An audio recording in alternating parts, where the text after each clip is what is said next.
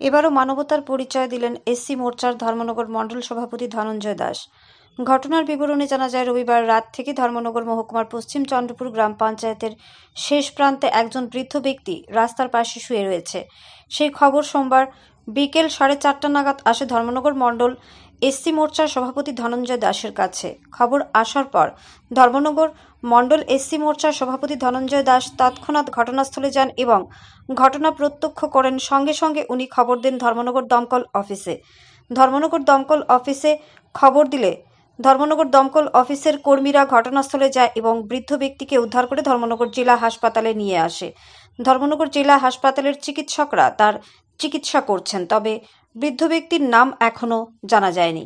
এখানে একটা বৃদ্ধ লোক কালকে রাত্রেবেলা এখানে রাস্তায় ঘুরতে আসছিল। তখন আজকে সকালবেলা দুপুরবেলা আমি খবর পাই যে এখানে একটা লোক পড়িয়া আছে, হাঁটতে পারতেছে না।